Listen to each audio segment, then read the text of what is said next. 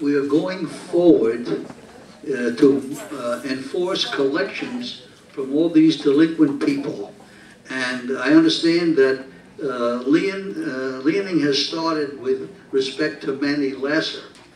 And that's already in the works, and that we have the right under the law and under our rules, when an owner is in default long enough, we can accelerate the entire balance due of his payment for the year and the entire balance due of the assessment. So that is being applied to Manny Lasser, who's a constant thorn in our sides, in order to get to a point where we can remove that annoyance and that nuisance. So those things are being done, and I expect Ron DiCrescenzo to have the information, and I will need the able and capable help of Mark, who is much more conversant with these matters than I am, although they call me, he is my assistant, to prepare a report in due form, and to participate in the preparation of what the budget requirements will be for the next fiscal year. So that is what I'm involved in now. I wish I could be more definitive, but I do know that we are behind in the hole for a lot of money, somewhere in delinquencies and past due assessments could be as much as $1 million. So it's the duty of the board, and that's what we're working hard to address that and generate funds so that we remain solvent and that we don't become insolvent.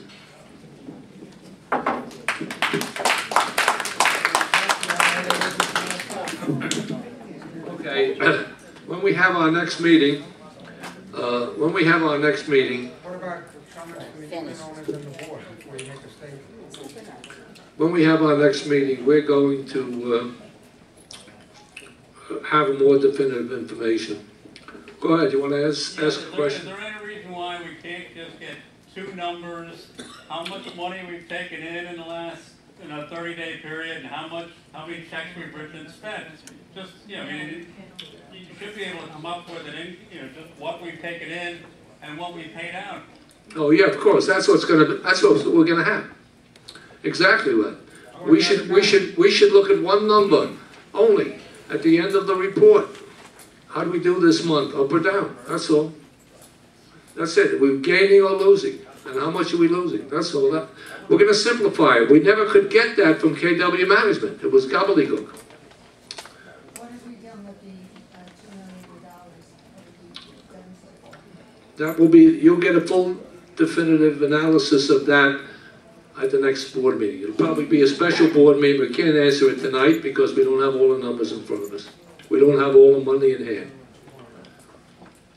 Okay? Is there such a thing as a finance committee? Is there any kind of open forum where the owners can see and get an idea of what's going on? We don't have a finance committee. We got a treasurer, an assistant treasurer, and we have an accountant, and we have a financial management company. Right. And they are CPAs, both. So we have 3 CPAs, and Ed Kaufman and Mark Jones, very competent to come up with our numbers. The owners. You come to the meeting and you'll be able to ask questions on the money. What meeting are you talking about? We're going to have a meeting in a couple of weeks. A finance committee meeting? No. Or what meeting? A special board meeting. A special board meeting on the finances. It will be part of the program. I see. Okay, anyone else? You already spoke. Suck candy while on the microphone because we hear that all through the room. I beg your pardon? You're sucking candy into the microphone. I can hear you. Myself.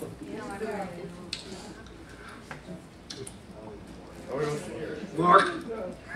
Am I allowed to speak about old business at this juncture? No, you're going to speak about the treasurer's report. That's the issue. Well, Nothing. I'll worm it into the treasurer's report. No. Make it. Some months ago, there was talk that we International I had Board, already spoken. under the wise leadership of Mr. Samuel, was purchasing You're a lady. a condominium I heard you. by right of first refusal. Yeah. What has happened to that condominium? Has it been rented? Has any assessment, not assessment, has any maintenance been paid to date? And where do we stand with that particular issue? That's your question? That's my question. Okay, there hasn't been a closing. So there's no cost, no interest, no maintenance, nothing. That was a great thing, wasn't it? Okay, yes, hasn't been closed yet. Anyone else? Okay, now we're gonna have a social report. Wait, Michelle? what about the board? Oh, okay, come on, Stuart.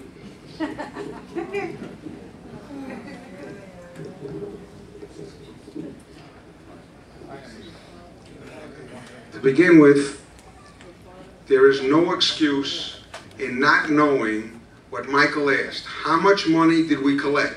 That requires one phone call. If you would like, Mr. Samuels, I'll get you that information. I have it. You want it? Yeah. After I'm done. I got my other question. So if you know the answer, why didn't you give it when Michael asked the question? You want to answer that now? No, put them all down, Mark. Put them all down. The most important question is, we have $2 million, of which we spent almost $200,000. That is totally illegal. We can't touch a dime of that money except for repairs in the village. If we touch the money, it is illegal, which I'm repeating. Also, if we do all the repairs and there's money left over, the money goes back to the unit owners, and that's the opinion of Mary Ann Chandler, who gave a legal opinion on it. That's not refutable. You don't have Robert Kay to hide behind. What about reserves? Let him answer it. No, I'll answer this one. No reserves. Reserves. I know a lot of people want a little more detail. I know there were some questions about it, so let me give you a little more detail. We only have information up to February 28th. That's the last statement that we had. And from the transition from KW to United, thank you, we don't have all the information for the last month. But as of February 28th, I can give you an exact accounting, okay? We're a month behind because we don't have that information yet. That's why we're not giving a detailed report. But to give you an idea on how serious it is, we're supposed to take in $228,000 a month. That's if everybody paid their maintenance. We're averaging 22% delinquency. That's about $40-some-odd thousand a month that we don't get in. You back that out from the 228, and you're now at about $188,000, $190,000 that you have. From our operating account, from what we pay for the year to date, for the first 2 months of this year, we were over budget by about $17,000 to $30,000, somewhere around there. So if you figure $40,000 a month that you don't get it, and you're over budget by $20,000 for the month, that's $70,000 of money we don't have. 60, I'm sorry, my math is. But you understand what I'm saying here? We're spending more than we're getting in. If we continue down this road, we're going to be broke. We're broke now, but if we continue down this road, it's forget it. We're going to go into receivership. So it's critical that this board, what Ed is working on, is getting a clear procedure in place so that unit owners that don't pay are immediately part of a program that immediately go to lien, immediately go to collection, immediately go to foreclosure, and that the different rules that we're trying to put in place by not restricting purchasing, by not restricting renting, to get as much maintenance income in as possible. I know we all want this palace, and we want the best people to live here. But you know what? When you're loaded and you got money, you can make those rules. Right now, we're broke. We got nothing. Why then did you not let the city buy the condominium and start paying maintenance? Which they would have done for 3 months by now. The restrictions that we put in place, you're absolutely right. No argument. No argument. You're right. Thank you. Okay? At this point, we're faced with those very problems. We got to let whoever wants to come in here and buy, to buy. Absolutely. That's simple. I have a question. question which I mentioned before to the board. There's a company called AFS. They're willing to give us 80 cents on the dollar for our collection accounts, which means as of, if we signed the contract, which we started about 60 days ago, we would have had $285,000 in the till. The reason why we're not signing it is because you've got board members like Michelle who are worried about we're not allowed to collect interest and late fees, which for 30 years we haven't collected a dime. So I would ask the board, what's stopping us from signing the contract and going forward? Because there's a 30-day clause. All we have to do is, if they don't live up to their end, drop them. But meanwhile, we need money like a blood transfusion, and we're playing games. Answer the question, please. I have reservations about AFS. What they really are doing are factoring our accounts receivable. There come a time when the money they give us will have to pay the piper. And it's very unclear how much we're going to have to give back to AFS. I think it would be a bad move to factor our accounts receivable. We're not factoring our accounts receivable, we're factoring our collection accounts. Big difference. We've asked smarter people than we are about this type of a deal. Let's guess, let's hear. What is it? If it's unclear, why Did not I hire interrupt Robert Kay, who obviously clarifies everything, and then use his advice? Please, you're out of order. I'm just curious. Well, don't be curious. When the board has time, you had a chance to talk on this. Okay.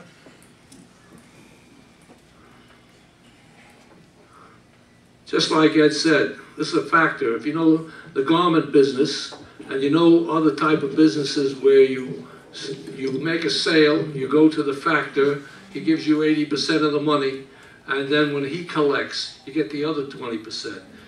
This is even worse. They're going to give you money based on what they think they're going to collect from late fees and other type of costs, interest and late fees. It's not, this company has only been in the business about 6 months, and they are an... 6 years, that's not right. Stuart, I didn't interrupt you, Stuart. Saying untrue. Stuart, you made... Look, I'm not getting into a contest with you. You made a lot of stupid statements a little while ago. One of them. That it was illegal to use the money that we got from the... That is a fact. You want Not a fact. Here it is from, you want me to read it? No, I read what she wrote. What? I read Mary Chandler's letter. I'm not getting into a contest, but let's tell the people the truth. That's the truth. Here's the reality. You heard part of the reality from Mark Jones. We're near broke. If we didn't get this $2 million, we would be in receivership. Now here's the thing.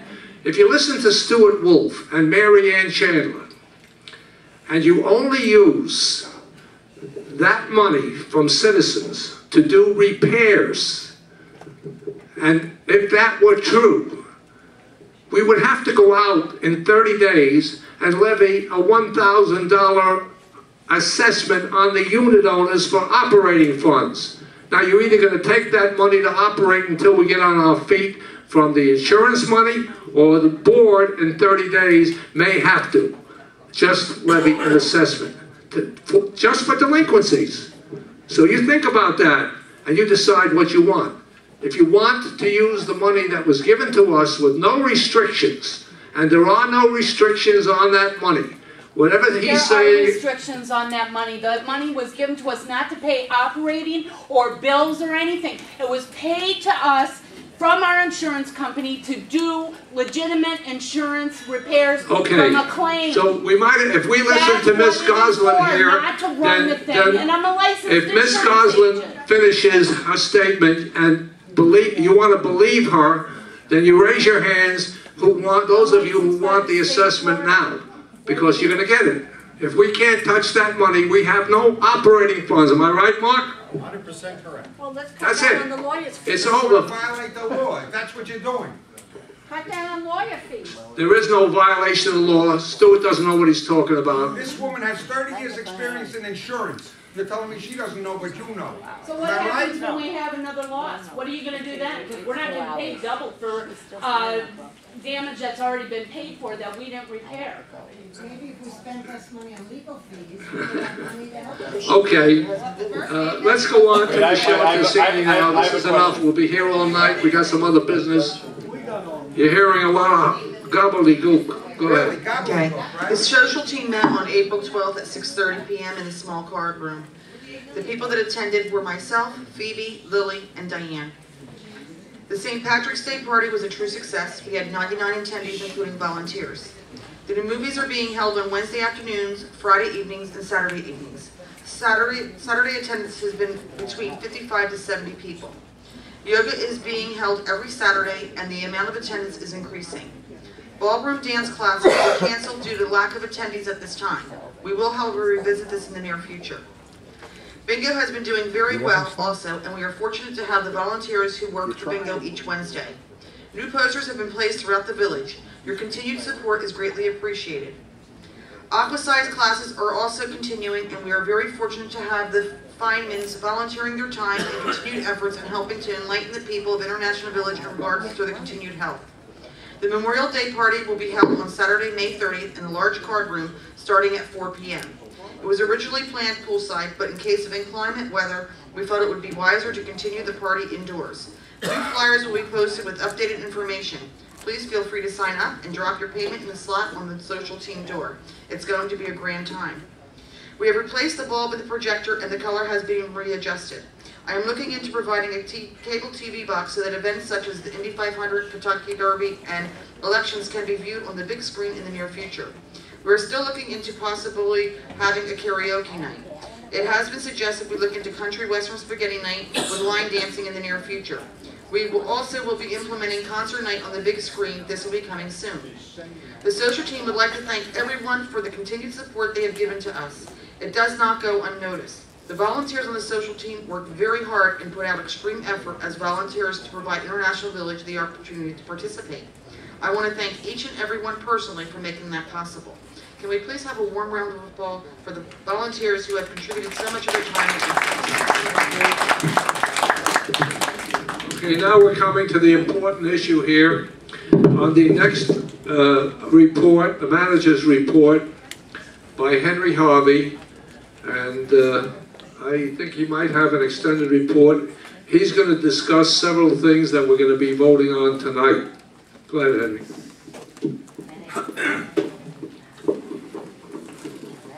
During the month of March, my focus was on the cleaning and organization of the office and attempting to get the files on residents and vendors in order. During that cleanup period, we came across numerous errors and careless actions by your previous management company. Our insurance declarations for our master policy was thrown in a trash box in an unopened envelope. Vendor invoices in unit owner files, unit owner information in vendor files, double paid invoices by KW. We found a number of checks in the back of desk drawers, on the floor, in envelopes, in file cabinets, and the list just goes on. This is just an example of the issues we found and had to correct. We have the office about 95% organized and are working on the remaining 5%.